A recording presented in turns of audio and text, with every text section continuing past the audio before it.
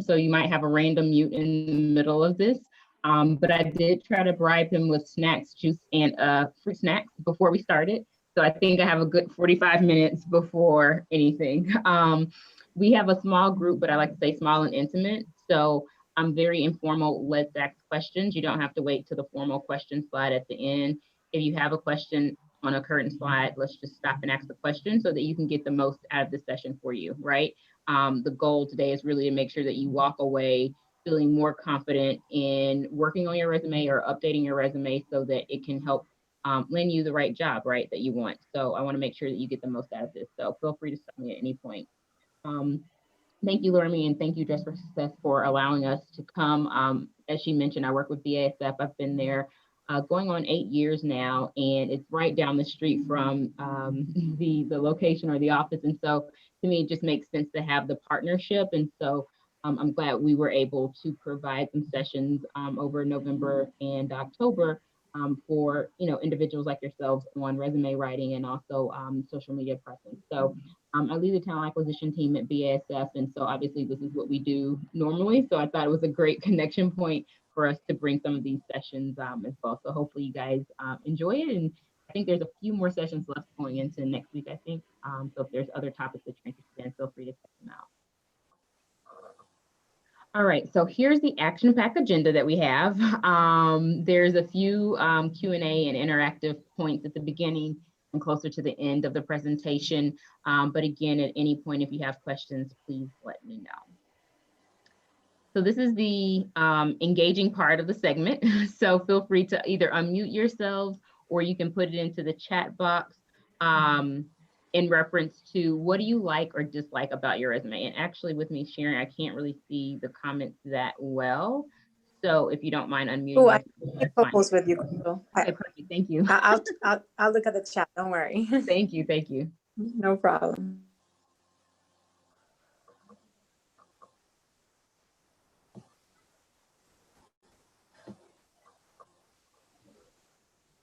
So one thing I'll just, start or throw something out there. One thing that I've heard about resumes is every time I give my resume to someone, there's something new that they have to give feedback on. So it's almost like it feels like you're always updating the resume. So for me, that's one thing that could be a little frustrating. And so we'll talk through that in a little bit. But, are there other things that either you like or you dislike about your current resume?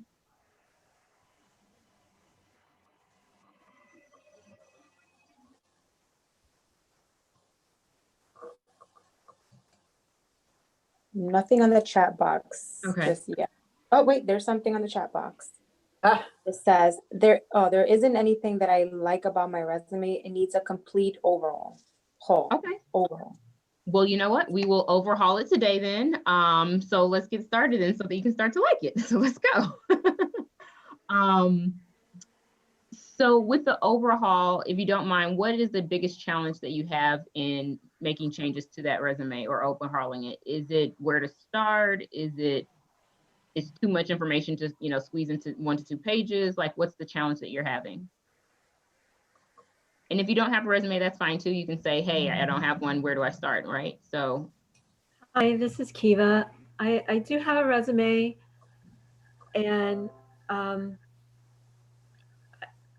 one other person looked at it and they tried to make it, I think, into a conventional format and a conventional resume, but that doesn't reflect my history at all.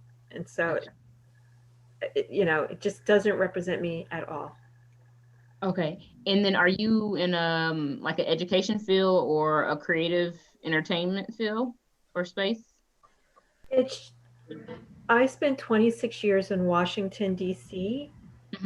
And it was normal there to contract and work for executive firms. I mean, make a career out of it. And so basically you work for a lot of prestigious organizations and you do interesting work.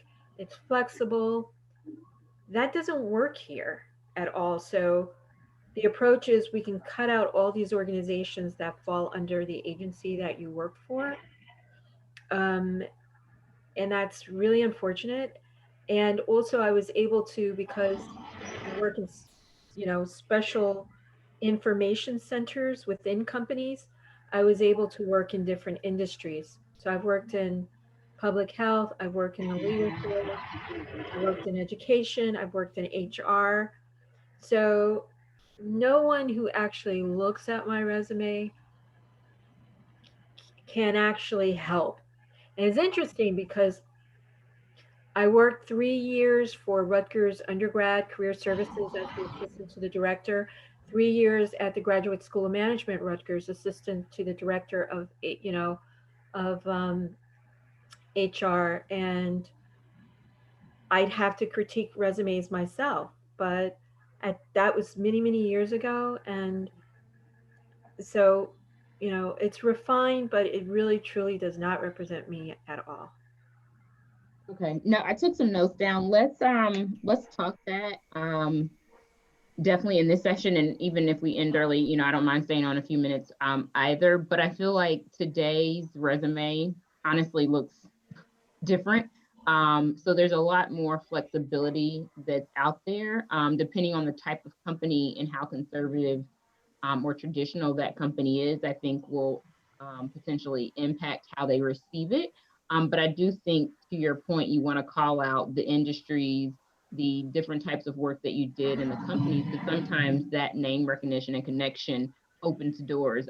One particular example is I was trying to get into the pharma industry for HR jobs, and they wouldn't respond back. And literally, I worked at BSF in the pharma industry there for maybe 4 months. And then literally in 4 months, people from pharma companies were emailing me saying if I was interested in a job. I was like, so now that I just have this company on my resume, that considers be okay. And so sometimes hiring managers and recruiters do look for certain companies and or industry experience, for the role. And if they're having different technologies that read the resume, they wouldn't necessarily get that unless they actually talk to you. So I do agree with you that we're going to have to get a little creative with how do you highlight some of that that experience that you have. So let's definitely talk it in. Like I said, if we need to stay online afterwards, I'm fine to do that too. Thank you. Thank you. Any other challenges before we go on?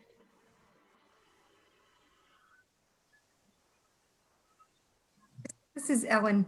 Yeah. I feel like it's difficult to define myself. I worked with Hewlett Packard for almost 25 years. And quite honestly, I started in one role, an application support engineer, and I evolved because the business grew and it was some changes, and literally they basically said, okay, now we want you to do this. And, I said, okay, I'll give it a try. And, I always felt, had great management at HP. This is kind of like the old HP, when Bill Hewlett and Dave Packard were still around. And it worked out. They gave me the time to grow and learn and to develop into the position. So then I developed new skills. And then there was another opportunity, as the business went through another change. So sometimes when I look at my background, it's like, I'm not real sure how to define myself. My current role is a project manager. I've been in this role for almost 5 years with my current company, and yet it's not really where I want to go or want to continue to go. And yet it's hard to, when I look at my career history, it's hard for me to say, this is where I'll be able to add the greatest value to an organization and demonstrate, through my achievements that they should give me a consideration, or at least be willing to talk with me. Gotcha. Okay. No, that's fair. I mean, I do think you'll have to maybe not get down to the specificity of a title, but I think you might have to at least get into the umbrella of like a job family that you would be interested in, so that your resume is connecting the skills that are transferable to that type of job family or that line of work, so that you're able to at least brand yourself in that umbrella, right? So if you might want to do project management is like the new buzzword, but so I won't use that one. But if you wanted to do, let's say supply chain, and you probably have done something like that probably at HP, right, already. So let's say you want to move back in that direction or that line of business, framing your resume, your buzzwords to match, logistic planning. You still could highlight project management, client interaction, you know, customer service, like whatever the skills or the buzzwords are for that line of work or that type of work, you still can kind of highlight that and make sure that those elements from your previous experiences are amplified or highlighted first in the resume, which we'll get to, so that it kind of helps to brand you. But you will have to, and actually I think it's the next slide or the following slide where we'll talk about, like, you have to do the assessment first before you start on the resume as to what do you really want to go in what direction, so that your resume can follow suit with that. So you'll have to sit with yourself, and obviously with quarantine and numbers increasing, you might sit longer with yourself to kind of really to figure that out, because otherwise I think you could honestly run yourself crazy trying to change and rebrand yourself, rebrand your resume every single time you talk to someone. I like to tell people that, in my opinion, it's probably best to have 2 resumes that are different if you feel like there's 2 different things that you might want to do, because anything past that to me gets a little confusing as to, hey, did I send the right resume? Who am I supposed to be today? Who am I supposed to be tomorrow? So if you can kind of narrow it down to 2 bodies of work or job families of work, I think that that could really, really help. And it doesn't have to be a specific title, but at least, you know, the type of work, you know? Okay, thank you. Mm-hmm. So it seems like most of you already have a resume, so I don't want to necessarily, you know, hone in on this too much. You obviously know that it's a great first impression to help you move forward into the interview process. It's helping put your best foot forward and highlight what you bring to the table. To your point, Ellen, why should they, you know, give you consideration for a further interview? So that it helps to highlight who you are and bring a little bit more color to your application. One thing that I think is really important is sometimes we just list the jobs, or we list the job description for that role, and the resume really should highlight your accomplishments and your impact. And so that's one of the main things when I'm giving coaching to you know, candidates on their resume. A lot of the main things that are missing is the impact and the accomplishment piece of it. And then the last piece is a living document. Like most things are ever changing, so you really have to make sure that you are taking care of that. Now, the one thing that I do say is that I try not to touch my resume more than 2 to 4 times a year. I do the heavy lifting initially, and once it's in a good place, there shouldn't really be that many things that you have to enhance or change that often. Plus, for me, like I said, everyone looks at a resume and they'll see something that you could do better, less of, more of, and I don't want to live in a continual state of confusion and double-mindedness. So for me, once I feel comfortable, you know, 80, 90% comfortable with what I have, I kind of move forward with it. Because like I said, I mean, every recruiter could have their own view of what they think it should have. Every hiring manager could have their own view of what they think it could have. So you're never going to have it exactly perfect for every single person. And since I'm not going to live in a, you know, a state of people pleasing, I kind of get it to a place where I'm comfortable and move forward. So getting started, the thing that I encourage you to do if you don't have a resume or if you're helping someone else is to make sure you understand, again, like we were talking about, what do you want to do, so that you understand what are the must-haves for that type of work, whether it's a particular job title or if it's a job family of work. So if it's supply chain, do you need certain systems, technologies or certifications? If it's project management, do you need that PMP certification? If it's HR, do they want you to have the Sherpa, you know, background? What are some of the requirements? And then what are the nice to haves? And what are the competencies? Sometimes it's listed very clearly in the job description. Sometimes it's a little bit more based off how you interpret the wording from the job description, especially with the competencies. So you can get competencies from the job description. It might talk about working with other people. So collaboration obviously is a competency, right? Or, you know, influencing groups of people that you may not manage, but you have to get decisions made through. So that could be identified through the job description. The other place where you can find some competencies are also the corporate website. So you can find some things there. Hold on one second, guys, sorry.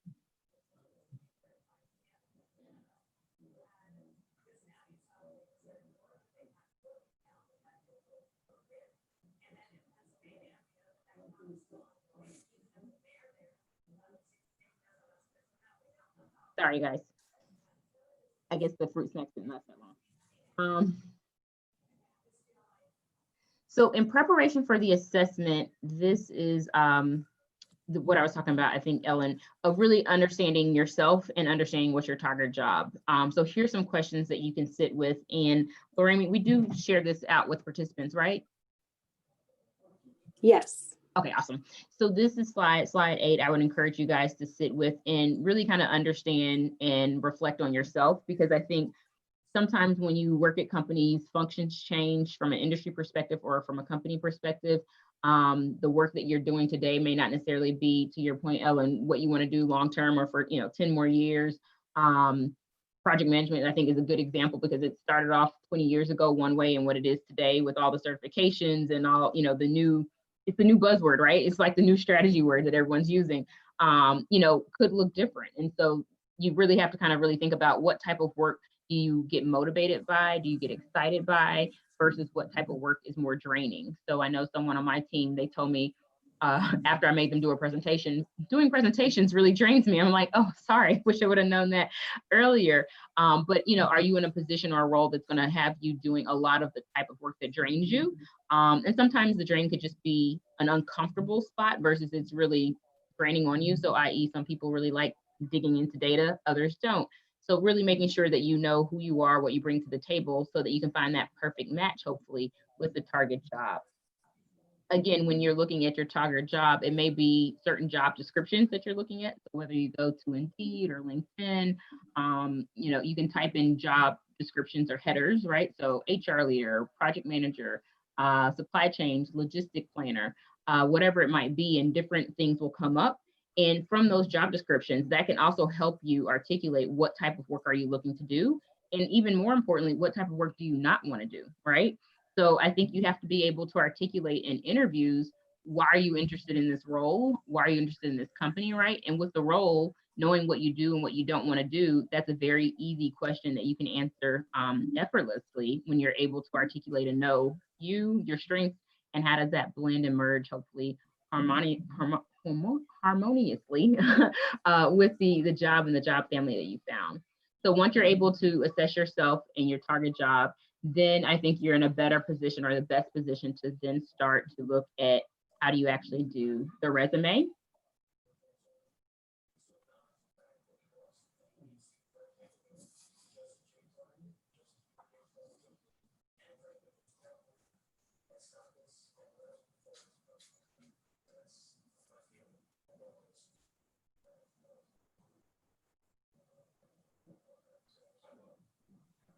So sorry, guys.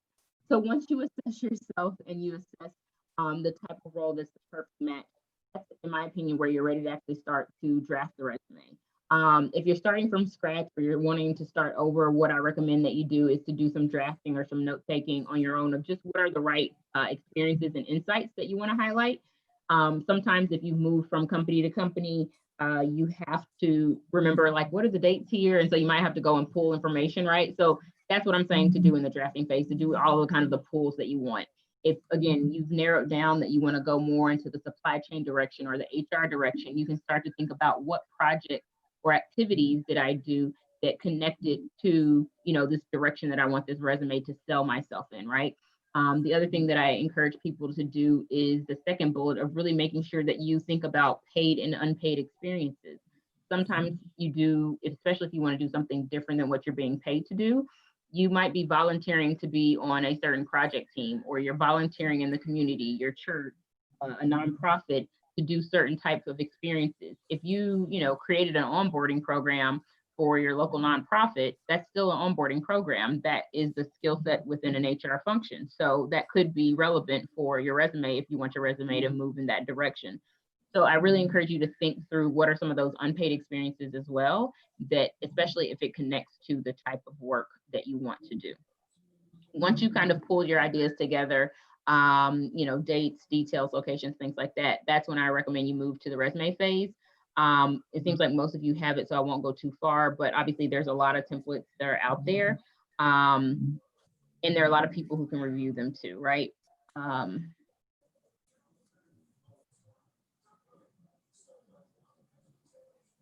So Kiva, to your point, there are a lot of formats that are out there, and normally when people come to me with a resume, I do tend to go the traditional, corporate resume format.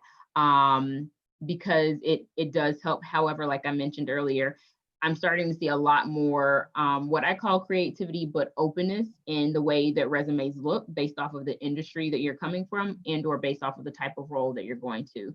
The thing that I always like to remind people is, though, depending on if you're applying to a more conservative traditional company, they may or may not be fully there in a maturity of accepting that. So I think you have to think about that too when you're, submitting your resume. But like we always mention, the resume is not going to be for everyone. And in my opinion, it's kind of a numbers game too. So you put your resume out there. Some people may like it, some people may hate it, but at the end of the day, you'll get in at the place that you need to be at the perfect fit. So I wouldn't necessarily change my resume just based off of, hey, this company's more formal, let me have a formal resume versus an informal resume. I would kind of say get comfortable, again, 80-90% comfortable with your resume and just be confident with that. And just knowing that some people may have thoughts on it, or it may or may not resonate well at certain companies based on how conservative they are. Again, with the resume, you do want to try to go in chronological order. If there are gaps, for example, for various reasons, whether it's taking care of home, personal health, starting your own business, there are ways to cover that on your resume as well to show that you were, employed or whatnot. And again, you want to make sure that you're highlighting those examples that were the most relevant. So Ellen, sorry to keep using you as an example, but I love you. So hopefully you feel the love. If you were at HP, for example, and you did, communications, HR, supply chain, in a finance role, in the role that you're going for, you want to highlight more of, and I know this is the opposite of what you said, but your project management skills. There probably was a project that you did in each of those where you can highlight the project management skills. So you want to highlight the projects, the activity, the deliverables, the impact that most resonate from a transferable skill perspective on your resume. You don't necessarily need to list everything, right? And so we'll get into some of that with the do's and the don'ts. I have a PowerPoint on both slides, on both computers, so that I can see the slides that are coming up. So when using a functional resume, your objective is different from your experience. It's really talking more to where do you want to go, who are you, how do you see yourself? So if you had to, in theory, do an elevator pitch, that now kind of becomes your objective. So I know historically it used to be, hey, I'm looking for a job that will let me do X, Y, and Z. It's now changed more to say, hey, I'm a senior HR professional that likes to drive business impact and growth while growing HR capability, right? It has turned to be more of a branding statement in that objective statement versus the traditional, this is the type of job I'm looking for. So that's one thing to keep in mind.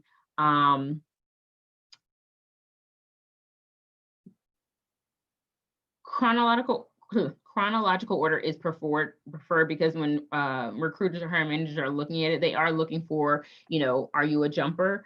Are you going to stay? Do you finish kind of what you start? That type of thing, which they look at through the dates on the resume, but also from, the projects that you're able to and the impacts that you're able to highlight. You want to emphasize the skills and abilities within the work. And so what I mean by that kind of goes back to the previous point of, don't just put the job description and say, hey, I was responsible for, $3 billion worth of product being delivered to our customers. It's helpful to understand the context and the complexity of the role, yes, but you also want to highlight to the impact. So were you able to save money? Were you able to increase, time to the customer? What type of KPIs were you able to influence? Those impacts, those accomplishments, that's what's really going to drive people's eyes. And the thing that I tell people is the resume doesn't have to be 100% exact.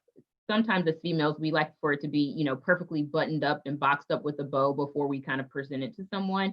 And our counterparts aren't necessarily doing that. It can be a ballpark, it can be a range. I haven't met anyone who goes and verifies a resume fact finding, if you think about, the recent elections and, you had the fact finders in the debate, no one's doing that with resumes, right? So directionally, you want to be honest, obviously, but if you don't have the exact dollar amount to know if it was, 150 or 175, maybe you say 150 plus, right? Or you say, 100 plus, right? So whatever you feel comfortable with highlighting, highlight the impact, even if you have to figure out an estimate for it. It doesn't have to be exact. Some things obviously could be, 20, 30 years ago that you may or may not remember the exact details. do what you can. And if you can't for every single one, that's fine, but try to do what you can.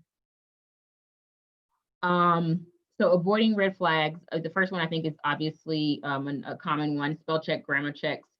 Sometimes I see company names that are spelled wrong, which is a little odd. So just making sure that you check for that, which kind of goes back to, for me anyway, I'm a horrible proofreader because I read what I want it to say versus what I actually type. So I always need, especially for formal things, a family member or a close friend, a coworker to review it, just to make sure that I'm getting that second or that third eye. Sometimes people like to bold everything. So I really encourage you to kind of be consistent with the bolding. So whether it's you only bold your title, or you only bold the headers, so the different section headers for your resume, make sure that the whole resume isn't in bold. Ensure you have consistency and accuracy of dates and information. So if you're doing month in the year, be consistent with that throughout. Sometimes I know for people who've gone to do multiple roles, or there was a short period of time, they might just do the year versus the month in the year. So then that way it doesn't look, it provides the appearance of a longer time there. But if you do that, you just want to kind of be consistent with that, throughout the resume. One question I tend to get is, can I have more than one page? I've done a lot. Traditional resumes, I would say, is 1 page per 10 years. However, if you're more in a technical field or education field where you have publishings and different things like that, obviously it could be a little bit longer. So I do want to kind of highlight that difference or that nuance. The other thing that I would recommend watch out is, depending on your comfort level, I have seen a few resumes lately where people are using the I word, where I did this, I did that. You don't need to use that statement. So if you're describing your impact, you can just say developed onboarding program, which impacted in 5 days of time saving for managers. You don't have to say I developed. You can just start with develop or develop, depending on if it's your current role is present tense, if it was a past role is past tense. I'm not reading all of the bullets on here, but again, feel free to stop me or put questions in the comment box if you have any. So with the tense, this is the one I just highlighted of, you use current tense for your present job and past tense for your former roles. So current tense is develop, orchestrate, create, where versus created, developed, led, things like that. Again, you want to focus on accomplishments, achievements, and impact over just a role description. Don't forget the non-traditional work, as we talked earlier.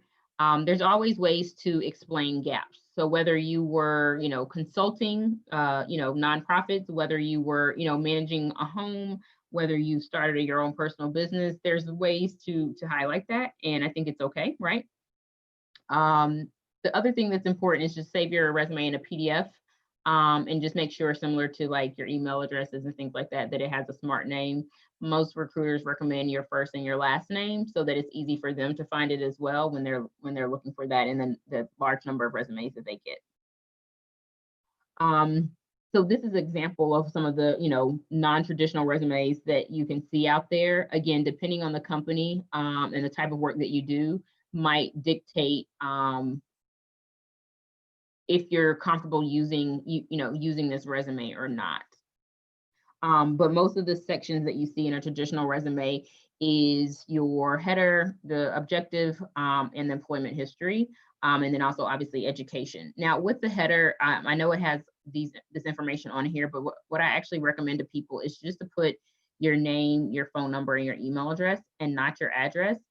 And this was even before COVID, but even in COVID now, it probably will pan out to be the same. Because if you're open to moving, or you're okay to travel a long commute, sometimes people might look at your address and say, oh, well, this is too far. Or maybe that's just where you get your mail versus where you live. So there's a lot of different details as to why I encourage people not to put their specific address on there. They'll get your address through the application process, but for the actual resume, it may not necessarily really be, needed.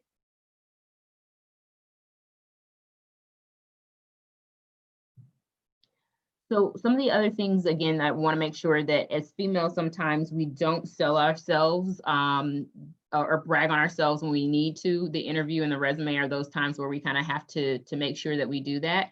So if you have certifications, licenses, different things like that, you want to make sure you highlight them. If you're, comfortable and certified in certain systems, you want to make sure that you highlight that as well, right? Because all of those things can be applicable and can be used. Languages and awards that you have can all be great things that you want to highlight.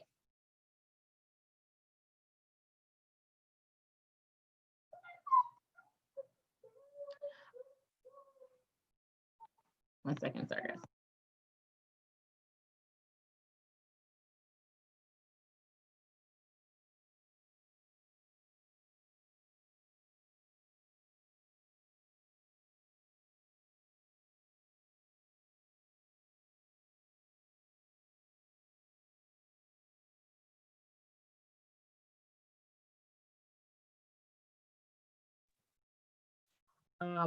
All right, so some additional tips. Resumes are placed through, with most companies anyway, electronic applicant tracking systems.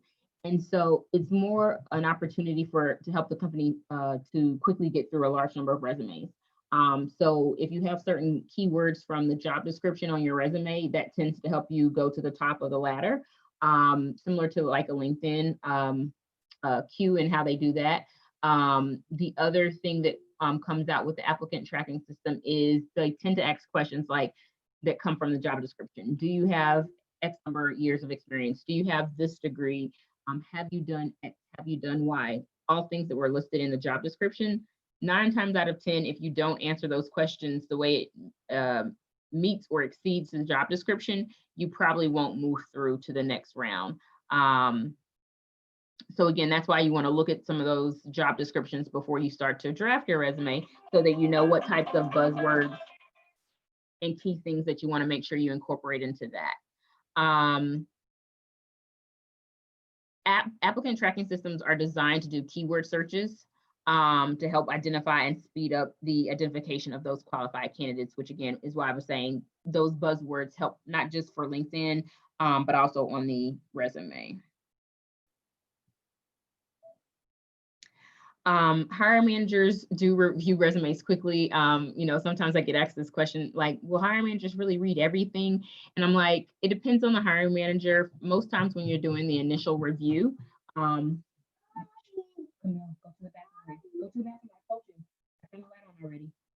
sorry guys. Most times when hiring managers are reviewing the resumes, they do quick glances to see what makes the initial grunt, and then when it's time for the interview, that's when they kind of read through everything. So it's almost kind of like the newspaper, where some people like read through the headlines first, or they do the what's above the fold to know what's the most important, how does this person or candidate connect or resonate, and then when it's time for the interview, that's when they do the deep dive. So again, you want to make sure that you have some buzzwords, the things that are most important are at the top, so that they can quickly hopefully see those things and move on, to hopefully move you to the next round. Was there a question? Yes, there is a question. There is a question from Coletta. Should you send your resume in PDF format to job boards such as Indeed and ZipRecruiter? Yes. So the reason why with whether it's those individuals or a company or a person, is because when you send it as a PDF, it confirms how it's actually going to print out, versus when you send it as a Word document, depending on, and you probably have seen this, depending on how you have it formatted, sometimes when it goes to someone else's computer, that format doesn't follow. And so what looked like one page on your computer prints out to be like 2 pages or a separate line. So I recently updated my resume about a month or 2 ago, and I noticed that myself. So yes, PDF for all, unless the system, specifically says you can't, but I haven't seen any system in my own kind of job searches where they haven't allowed the PDF.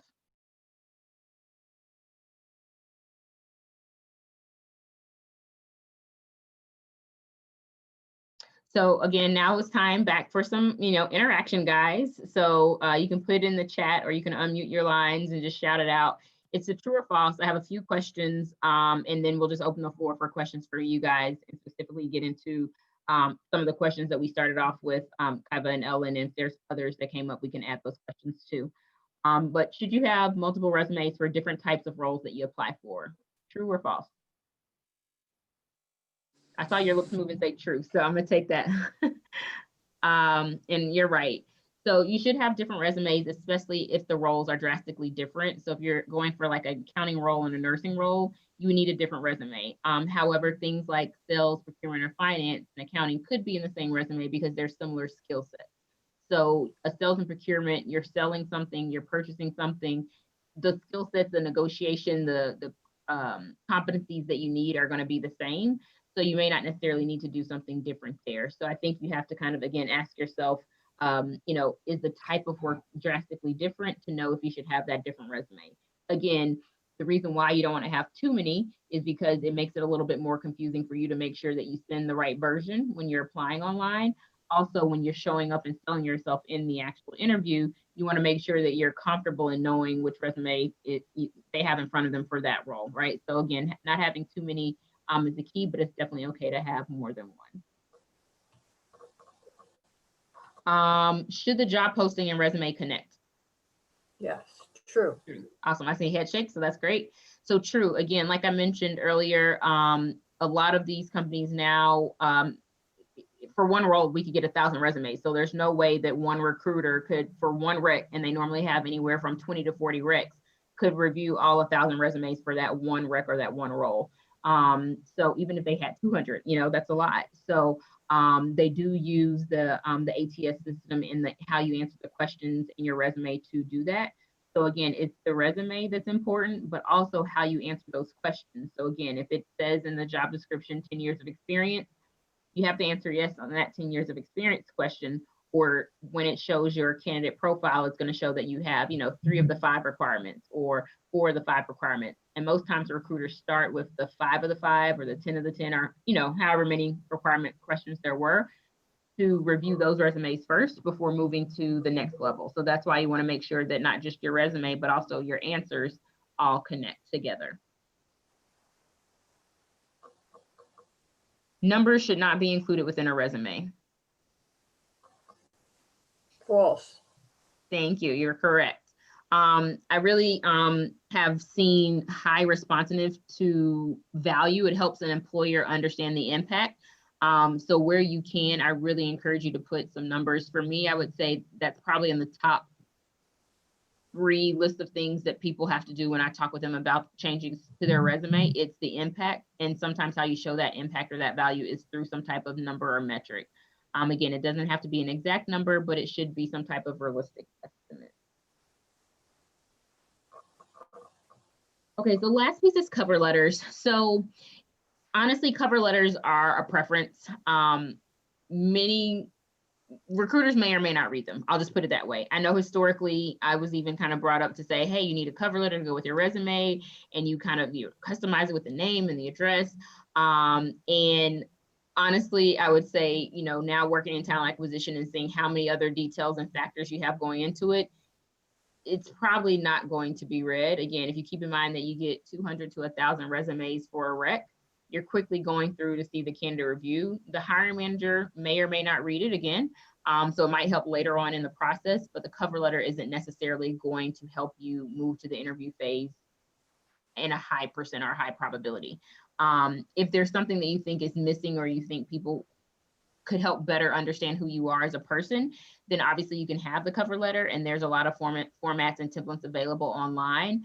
But again, I wouldn't put too much energy in making changes to that cover letter drastically for each role. Obviously, if you do it, you change the company name and the title of the role that's included in that cover letter. But I would try to make sure that that's not a highly task job or high intense job that you have to do, being that there is a high probability that the recruiter or the hiring manager may not even read that. Excuse me, Crystal? Yeah. This is Ellen. Can you speak a little bit more about don't point out what is missing? Can you give me an example or two? Yeah. So sometimes if a job description says you need to have English and Spanish, or you need to have worked in North America and South America, people will say, hey, I really love this job. It's a great fit for me. I've done X, Y, and Z, but I don't speak Spanish, or I haven't worked in South America. So you don't want to point out what you don't have that meets the job description. Let that come up in the interview, because when you call it out at the beginning, it's almost kind of like you're covering your brand with another Band-Aid to say, hey, I don't have this, right? And a lot of counterparts that you're competing against for these roles aren't doing that. So Okay, gotcha. Yeah. Oh, thank you. No, that's a good question. Thank you.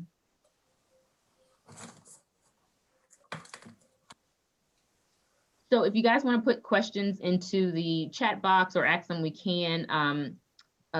Kiva, am I pronouncing your name right, Kiva? Hopefully I Yes. am. Yeah. Okay. You are, sorry.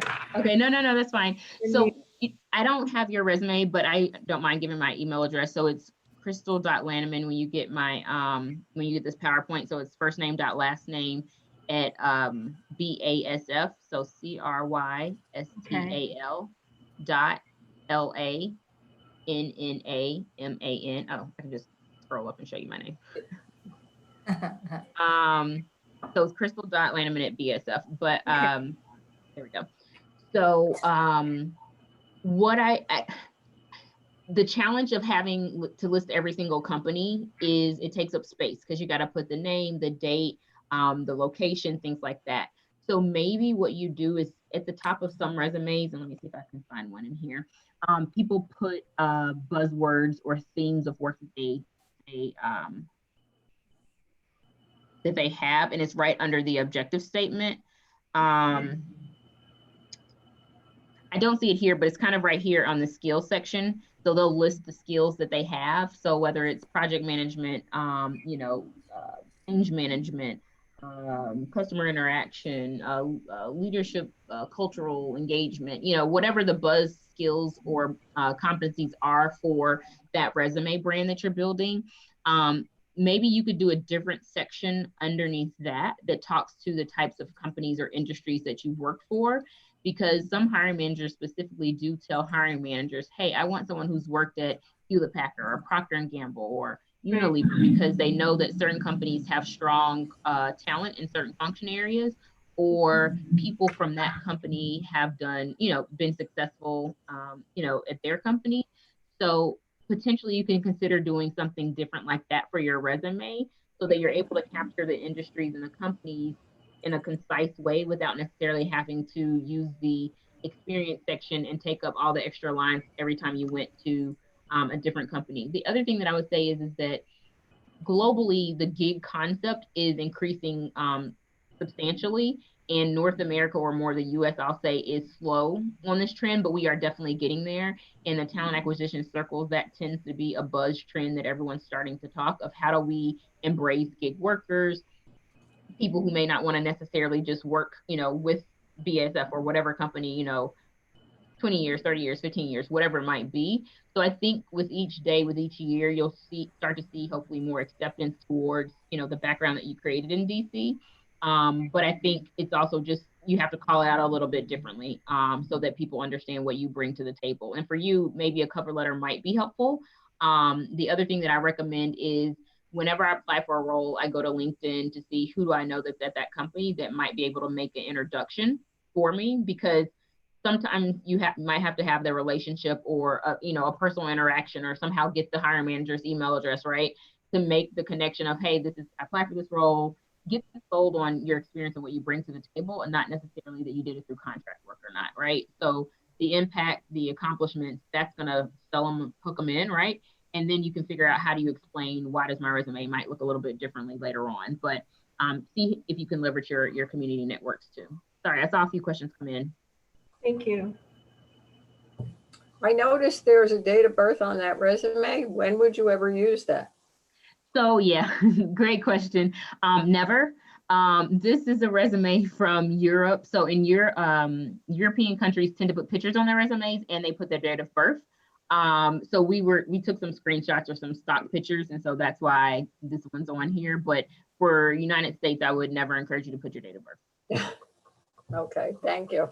Yep, no, but look, I get resumes from people, who move because of, you get married, you move with a spouse to a different country. And so you do get some of those resumes that have it on there, but definitely not required in the US. Excuse me, Crystal. Mm-hmm. How do we overcome the gap in the work history if it's a long gap? So what were you doing during the gap, if you don't mind me asking? Were you taking care of home? I was taking care of a sick elderly parent, Okay. And during that time, did you do any volunteer work anywhere? No. No. Okay. So, I'll go broad and then I'll come specifically to you. So a lot of times what I encourage people to do with their breaks is if you did some type of volunteer work, you can highlight that volunteer work as things that you did during that time period.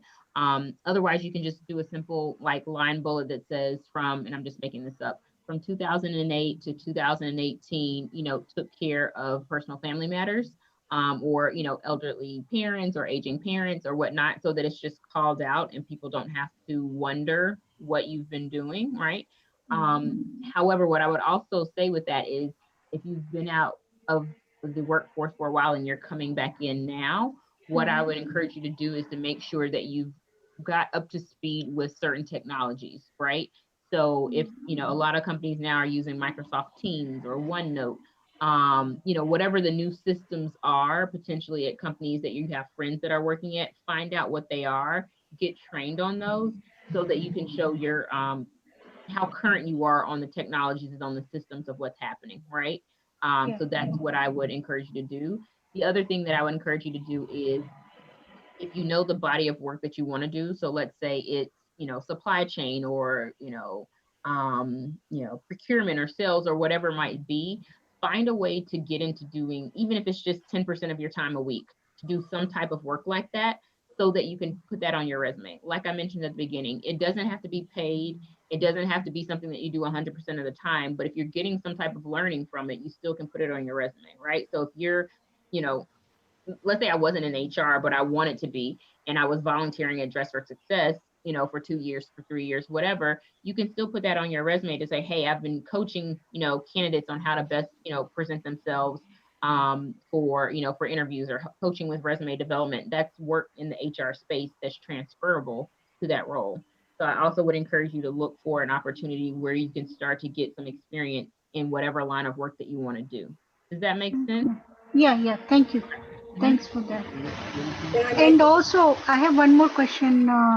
If we work through the temporary agency, and then is it a good idea to work through them? It's up to you. It's a preference choice. So what I was saying is in Europe, a lot more people are either going through temp agencies or serving as their own consultants. And that's the new buzzword of gig workers. So we're starting to see more people go in that direction from a career perspective versus actually going direct to the company. So it's really up to you based off of your preference of what you're looking for. So some people, like the contractor, for the flexibility, the ability to be able to move between companies and industries, where other people may want to stay, centrally to one company with the thought of, most companies don't have pensions anymore, but some type of pension or stock or benefits that could come that way. So I think it just depends on what's your personal situation and do you have a preference.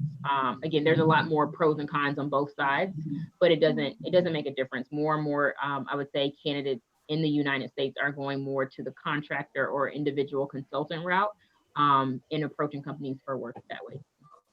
I mean, is it a good idea to write on a resume that you work like as a temp, that you worked with the temporary agency? Like, Yeah, I mean, if you put it depends on how you write it out. I think you can definitely write it out that you were a temp or contractor. What I would encourage you to do though is more to put your experiences. So for example, I have a contractor right now who works in our diversity and inclusion space. On her resume, it just says BSF. It says her title of diversity recruitment, specialist.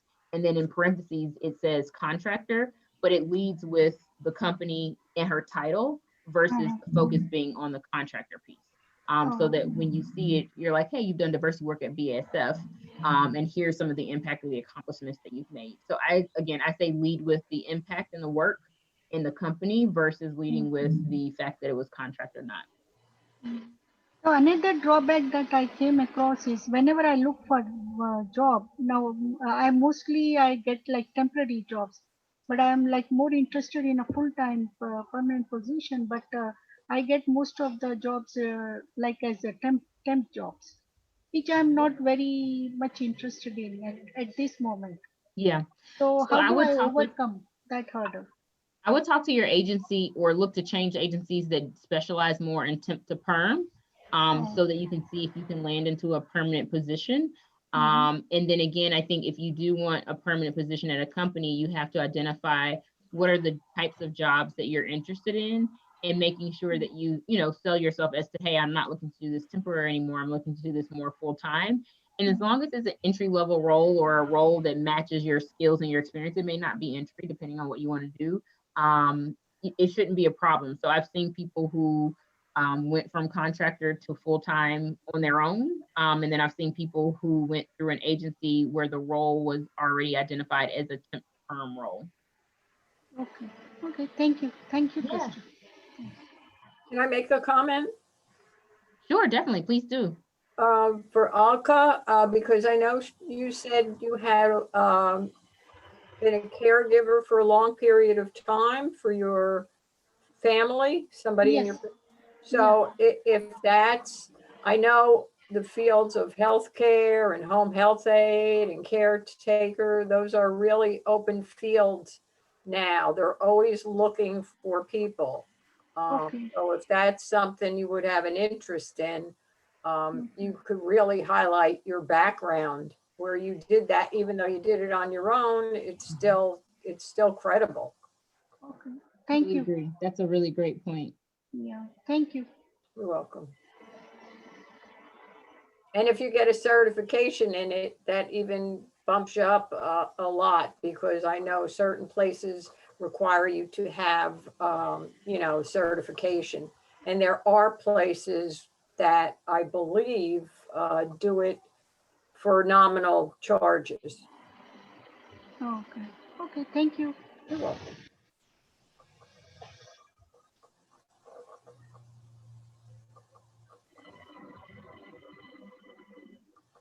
Any other questions or comments that you guys want to discuss?